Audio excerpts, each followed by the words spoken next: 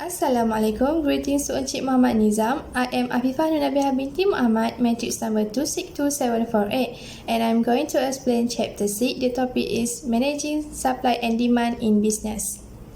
What is demand and supply in business? The market price is the amount customers are charged for items and depend on demand and supply. The price of a good tends to increase when the supply of that good decreases, making it rare, or when the demand for that good increases, making the good more sought after. Conversely, it describes how goods will decline in price when they become more widely available, less rare, or less popular among consumers. This fundamental concept plays a vital role throughout modern economics.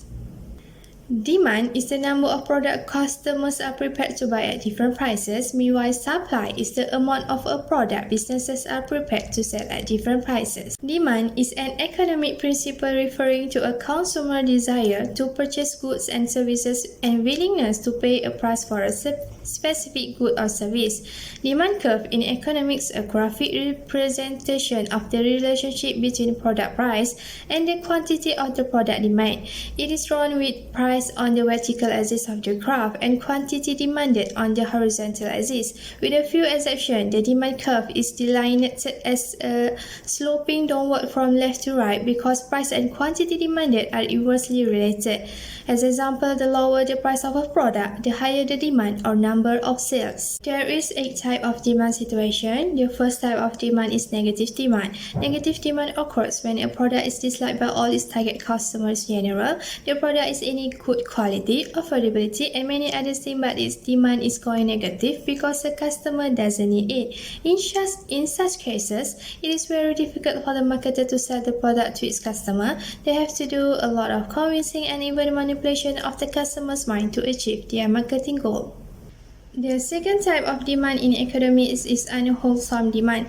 If negative demand is the head, unwholesome demand is the tail.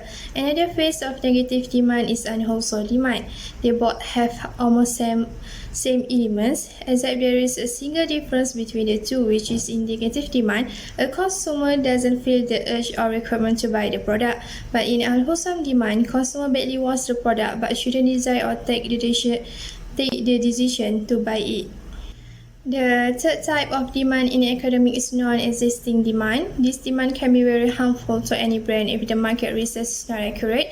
In this type of demand, a marketer thinks that there is a demand for the product in the market, but in reality, there is no demand for the product. In many cases, companies lose their market value by not analyzing this demand. It means if a company keeps producing a certain product thinking that there is a demand for the product in the market, it will end up suffering huge losses because people will not purchase the product, which will result in losing both market share and reputation of the brand. The fourth one is latent demand. It means that the demand for which the product is not available or is not developed today.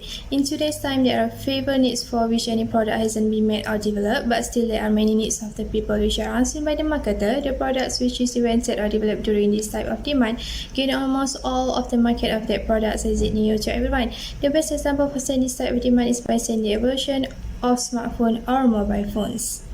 Next is declining demand, as the name suggests, mean the demand for the product whose demand is declining is declining with time. It depends on product to product. It may be due to a new invention in that particular product field, bad brand marketing, or decreasing the quality of the product. There are various products like technology products in which the coming of new technology results in declining of previous take or method.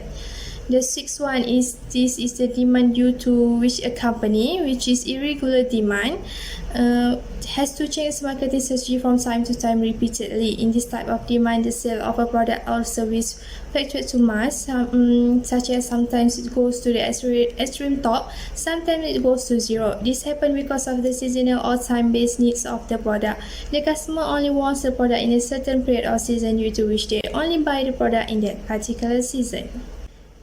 The next one is full demand. If a company is having full demand, it's a golden period for that company. It is the state of the market where the supply is equal to the demand. It means that the customer for that product are loyal to the brand. The brand also makes sure that each customer is happy with their product. It can also be called as full market coverage, as most of the market demand has been completely fulfilled by the company.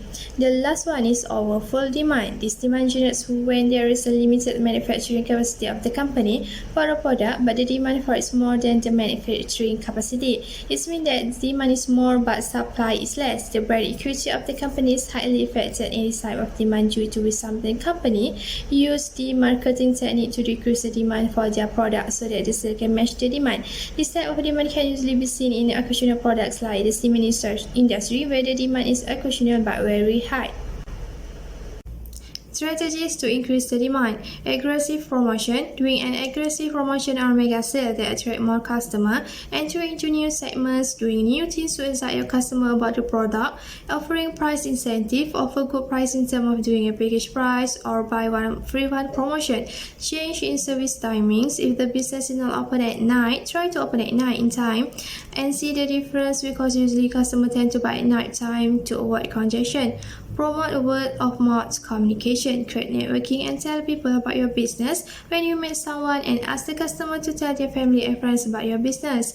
Providing service convenience to the customer, such as during a waiting time, provide an entertainment section that customer can play games, use Wi-Fi, or watch television. In economics, supply is the amount of resource that firms, produce, laborers, providers of financial assets, or other economic agents are willing and able to provide to the marketplace or to an individual. Supply can be in produced goods, labor time, raw materials, or any other sources or valuable object. Supply curve in economics, graphic representation of the relationship between product price and quantity of a product that a seller is willing and able to supply. Product price is measured on the vertical axis of the graph and the quantity of product supplied on the horizontal axis. What are capacity constraints in economics? A capacity constraint is a factor that prevents a business from achieving more output. These include minor bottlenecks and constrained capital design and resources. Change demand strategy can be defined as a strategy where the changes are made to the output according to the demand. Here the changes are in terms of increasing or decreasing the output in line with the rising or falling demand. It involves matching the demand by hiring or firing the workers or by controlling the level of production and using inventories to control the change in demand level. The advantages of change strategy are as follows. It keeps inventories low, which make a lot of cash available that can be used for the purchase of raw materials for the purpose of production. The second one is also reduce cost of inventory, which include the cost of capital, warehousing, and taxes. For elastic strategies, the airline industry is elastic because it is competitive industry. If one airline decided to increase the price of its fares, consumer can use another airline, and the airline that increases its fares will see a decrease in the demand for its services. Tips for supply chain management. The first one is find dependable suppliers. One cannot emphasize enough the importance of finding the right suppliers. While choosing suppliers, the cost is not the only factor. What's more important is to select suppliers who are reliable. This allows you to fulfill your responsibility in delivering the best quality to your customers. The second one is invest in employee development. Staff development strategies involve not only a formal training curriculum, but also on-the-job training, coaching, mentoring, rotation through multiple assignments, and training based on scenario modeling.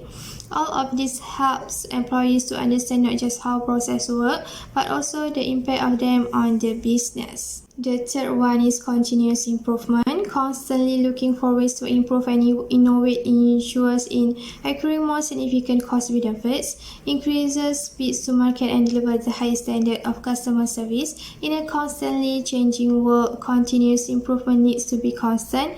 The fourth one is leverage new technologies. Technology and enables company to eliminate laborious manual intervention and speed up decision making. Globally, technology driving plays a large part in helping companies to gain competitive advantage. The last one is improve returns management. Do not underestimate the value of robust returns management process. It goes deeper than helping your company run more efficiently. It can have huge impact on customer perception and trust in the brand, the company, and its product itself. Equilibrium is the state in which market supply and demand balance each other, and as a result prices become stable. The price of commodity is determined by the interaction of supply and demand in a market. The resulting price is referred to as the equilibrium price and represents an agreement between producers and consumers of the good. In equilibrium, the quantity of a good supplied by producers equals the quantity demanded by consumers. The equilibrium price and equilibrium quantity occurs where the supply and demand curves cross. The equilibrium occurs where the quantity demanded is equal to the quantity supplied. If the price is below the equilibrium level, then the quantity demanded will exceed the quantity supplied.